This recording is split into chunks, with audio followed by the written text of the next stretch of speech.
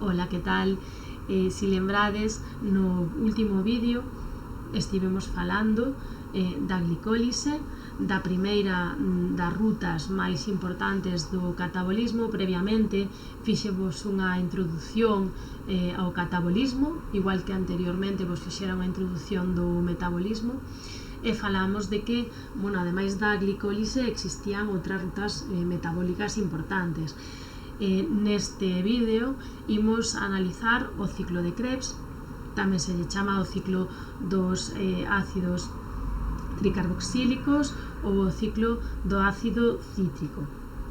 Pero antes de nada imos retomar o que deixamos no vídeo anterior. Lembrade que falábamos de que necesitamos enerxía para levar a cabo todas as funcións vitais todos os días, dende que nos levantamos ata que nos acostamos, incluso cando estamos dormindo.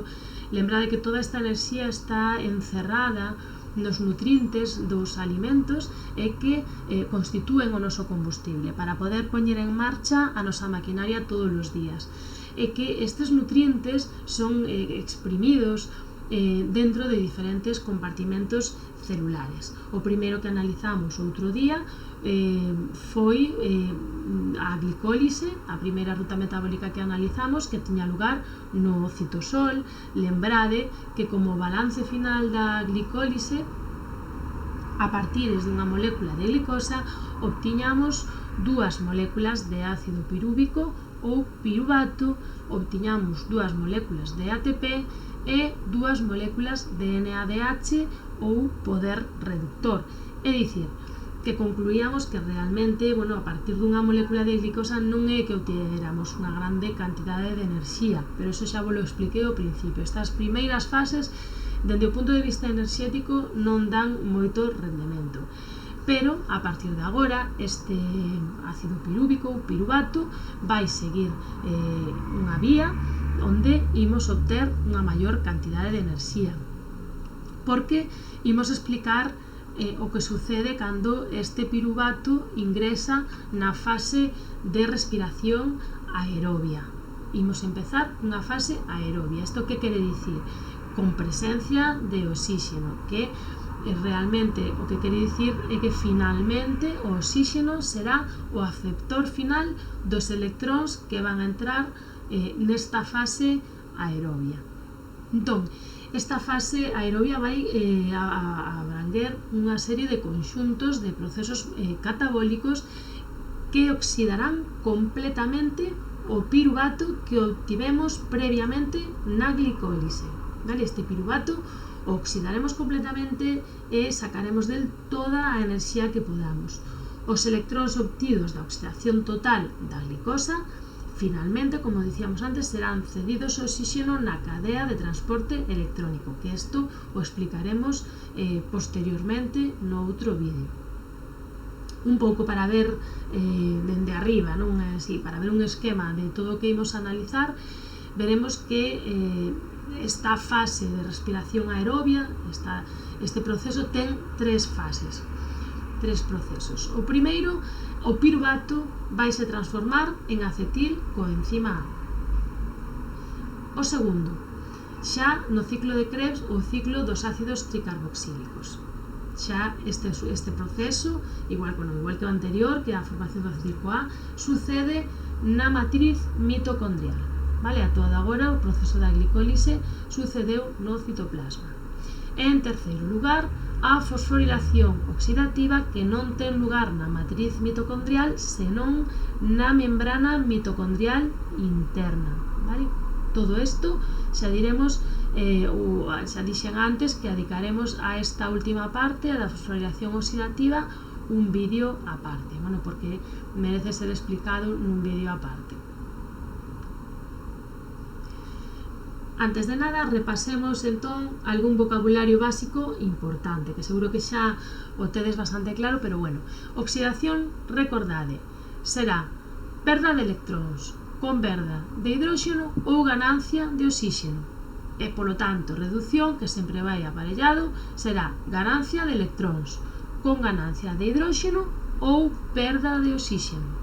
Cando falemos de fosforilación, estaremos falando da adición dun grupo fosfato que almacena enerxía química, e a defosforilación, pola contra, é a perda dun grupo fosfato que levará aparellado a liberación de enerxía química. A que lle chamamos de carboxilación? A perda dun grupo carboxilo. Neste proceso eliminarase unha molécula de CO2, dióxido de carbono, vale? Que era a isomerización? Era a transformación dunha molécula noutra que ten a mesma fórmula empírica, pero diferente estructura espacial. E transaminación, concepto que quizás tamén dos máis novos, imos chamarlle transaminación a transferencia de un grupo amino entre moléculas. Isto o estudaremos cando estudemos o metabolismo das proteínas. De momento non nos fará tanta falta este concepto. Aquí teño outra vez resumidas aquelas 3 fases das que vos falei antes, vale? A toda agora analizamos a glicólise, agora xa nos imos a meter no ciclo de Krebs, que está nesta terceira fase na que xa vos dixen que sí que obtemos bastante enerxía a partir deste metabolito, deste piruvato, que podemos obter ou ben da glicólise ou ben de distintos procesos que sufren os aminoácidos. Agora imos chamarlles transaminación, pero xa veremos en que consisten. Tamén renden piruvato, e tamén obteremos piruvato a partir da beta oxidación, é dicir, este piruvato non é exclusivo da glicólise, senón que pode vir doutras rutas diferentes, das grasas ou das proteínas, pode vir destas dúas vías. Bueno, este esquema xa vos lo puxen antes, é un pouco para explicaros outra vez o mesmo, non? Son varios os procesos que van a dar lugar a diferentes moléculas que poden entrar no ciclo de Krebs, vale? Pero, imos centrarnos en primeiro lugar neste ácido pirúvico ou piruvato, vale? Que vai a ser agora o noso protagonista principal. Ben, lembrade que vos dixen que nesta respiración aerobia había 3 etapas. Esta é a primeira etapa, etapa inicial, na que terá que formarse acetil coenzima A. Este proceso ten lugar na membrana mitocondrial, no interior da mitocondria, polo tanto, hai unha serie de proteínas transportadoras específicas que conducirán o piruvato ao interior da mitocondria, atravesando as dúas membranas que, lembrades, ten este orgánulo celular. Entón, o piruvato entra na mitocondria. Ben, unha vez o piruvato entra na mitocondria, actúa unha enzima que eu creo si debería descoñecer, que é a piruvato deshidroxenasa, que provoca 2 reaccións consecutivas, vale? En primeiro lugar, provoca unha descarboxilación, que, como dixemos antes, recordade que é a perda de carbono en forma de dióxido de carbono. Entón pasamos dunha molécula que tiña 3 átomos de carbono a unha molécula que terá 2 átomos de carbono, que é o ácido acético ou acetato, e posteriormente sufrirá unha oxidación. O acetato pasará a acetil coenzima A, porque sufre unha oxidación. Aquí interveñe un NAD e se transforma en NADH, é dicir, o NAD redúcese, vale, e o acetato oxídase a acetil, o A, porque ademais engádeselle o CoA, o coenzima A, como vemos aquí, vale? Entón, ao final obtemos de cada piruvato unha molécula de acetil coenzima A, que ten 2 átomos de carbono, vale? Lembrade que o piruvato tiña 3 e como sufre esa descarboxilación pasa a ter 2 átomos de carbono. Ben, primeira fase, polo tanto, completada. Estamos na matriz mitocondrial, vale? E prodúcese esta decarboxilación e oxidación do ácido pirúvico a acetilcoenzima A. É moi importante que lembredes que de cada molécula de glicosa se formaban 2 moléculas de ácido pirúvico ou piruvato, e polo tanto imos ter que multiplicar por 2 sempre o rendemento desta reacción. Nos falaremos dun piruvato, pero de cada molécula de glicosa lembrade que se formarán 2 e polo tanto todo o que obteñamos ao final teremos que multiplicalo por 2. Bueno, aquí poñemos outra vez unha visión un pouco xeral do que imos describir, vale? Pero non é moi importante que nos fixemos agora nesta diapositiva, realmente isto imos ilo desgranando fase a fase. Bueno, lembrade que estas reaccións do ciclo de Krebs teñen lugar na matriz mitocondrial, moi importante, que neste caso son un conxunto de reaccións de oxidación do acetil-CoA que acabamos de obter nesta fase de activación ata o dióxido de carbono, que os electróns cedidos serán captados polo NAD que se convertirá, se reducirá a NADH, ou o FAD que se convertirá en FADH2, como iremos vendo.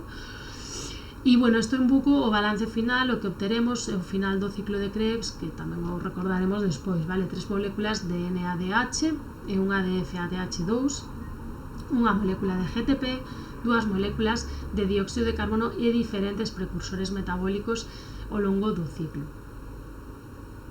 Este foi, Hans Adolf Krebs foi o que lle dou o nome ao ciclo de Krebs, recibiu o Premio Nobel de Fisioloxía e Medicina, non? Por descubrir estes fenómenos de oxidación e reducción do metabolismo dos glícidos, non? Por eso este ciclo leva o seu nome. Bueno, pois imos empezar xa co ciclo de Krebs. Recordemos, estamos na matriz mitocondrial e recordemos que tiñamos unha molécula de 2 átomos de carbono que era o acetil-coenzima A. Ben, pois nun primeiro proceso, nunha primeira fase, esta molécula de acetil-CoA que temos aquí arriba de 2 átomos de carbono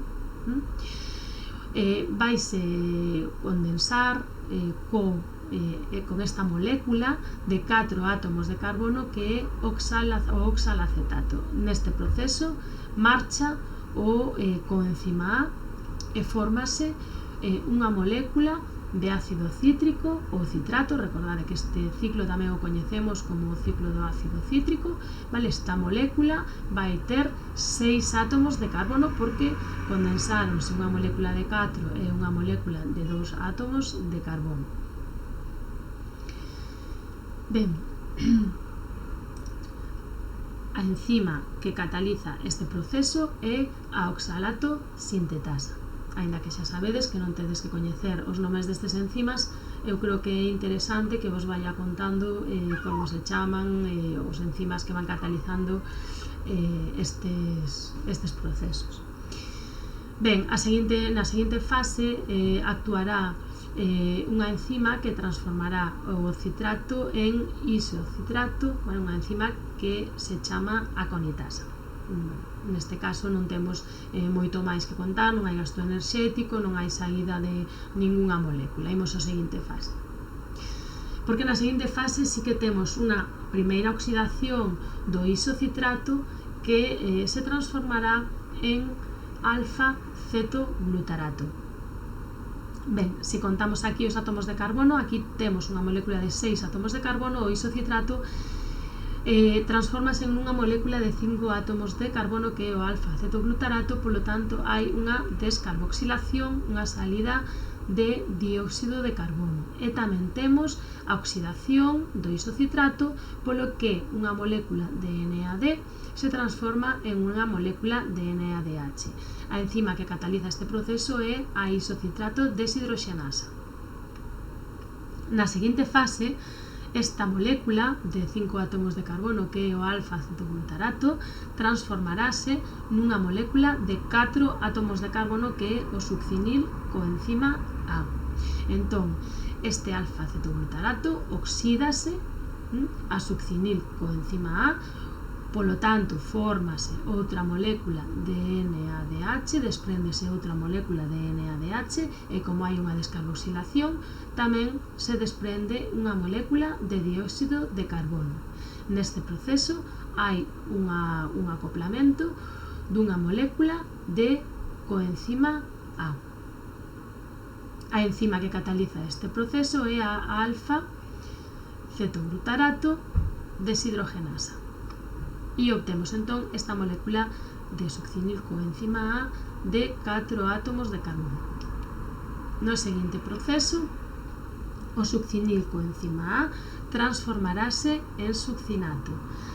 Neste momento prodúcese a fosforilación dunha molécula de GDP a GTP. Entón é unha fase na que sí que obtemos enerxía. Primeiro momento do ciclo de Krebs no que obtemos unha molécula rica en enerxía.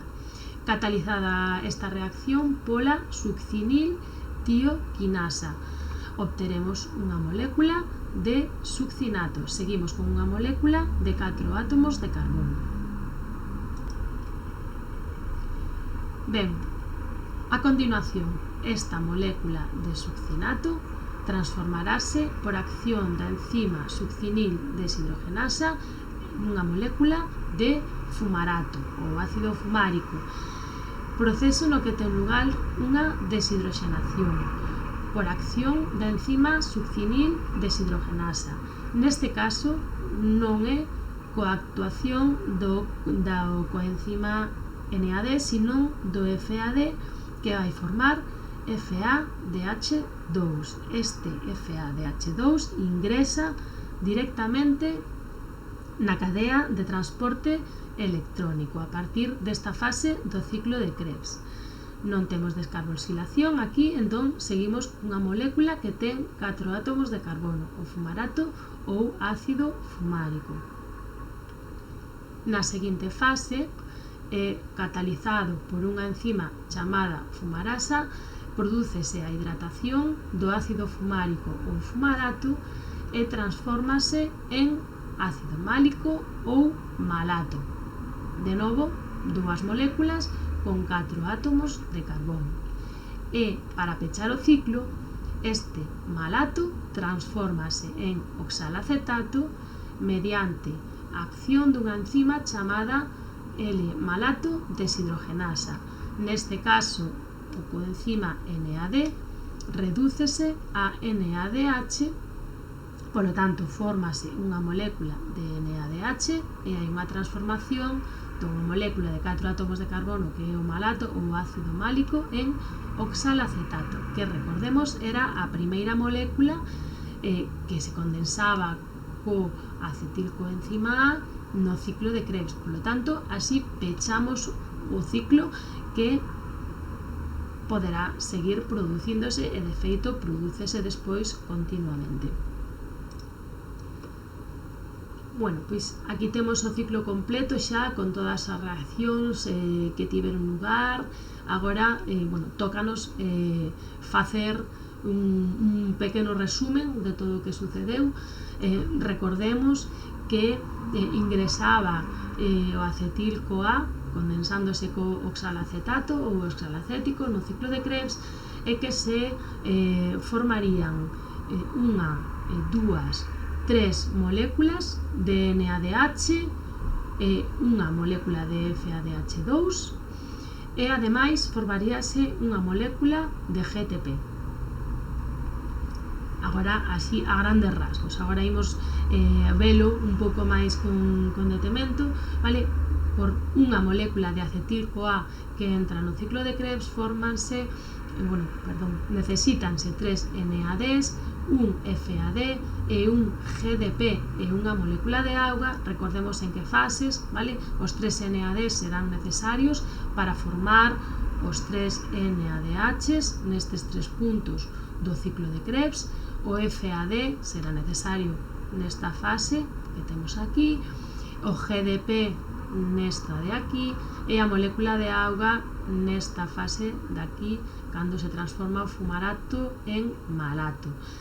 E obtemos por cada molécula de acetil-CoA dúas moléculas de dióxido de carbono en dúas descarboxilacións, unha aquí e outra aquí. Obtemos CoA, recordemos que obtemos CoA porque sale aquí, vale, pero tamén é necesaria unha das veces, polo tanto, ao final obtemos unha simplemente. obtemos 3 NADHs, 3 moléculas, aquí unha, aquí outra, e a terceira aquí, e un FADH2 neste punto, que lembremos que dixen que isto entraba directamente na cadea de transporte electrónico. E un GTP, non obtemos ATP no ciclo de Krebs, obtemos unha molécula de GTP neste paso de fosforilación a nivel de sustrato de succinil-CoA a succinato. Polo tanto, por cada molécula de acetil-CoA, unha volta completa, xéranse 3 moléculas de NADH, unha molécula de FADH2, unha molécula de GTP, que xa veremos que é moi similar ao ATP, e 2 moléculas de dióxido de carbono. Vou-vos adiantar unha cousa, espero que non vos líe. Despois, este poder reductor, este NADH, este FADH, entrarán na cadea de transporte electrónico e por cada NADH obteremos 2,5 ATPs, xa veremos como, e por cada FADH2 obteremos 1,5 ATPs, co cal, cando acabemos de explicar a fosforilación oxidativa por cadea de transporte electrónico e a fosforilación oxidativa, teremos que facer balance final outra vez de todas as moléculas que obteñamos de ATP, pero bueno, vou-vos adiantando que serán aproximadamente por cada acetil-CoA, ao final de todo obteremos 10 ATPs grazas a que este poder reductor entra nesa cadea de transporte electrónico e na fosforilación oxidativa. Pero bueno, que espero que isto non vos líe. Ata agora o que temos é isto que temos por aquí no ciclo de Krebs. Este é o rendemento por cada molécula de acetil-CoA. Pero lembrade que cada molécula de glicosa na glicólise rende 2 moléculas de piruvato e, polo tanto, 2 moléculas de acetil-CoA son as que van a entrar no ciclo de Krebs, co cal o balance final teremos que multiplicalo por 2. Entón, por cada molécula de glicosa obteremos 4 moléculas de dióxido de carbono, 2 moléculas de CoA, 6 de NADH, 2 de FADH2 e 2 GTPs. E así terminamos co ciclo de Krebs. O que vos digo sempre, espero que vos quedara claro e, se non, aquí espero as vosas dúbidas. Veña, un abrazo.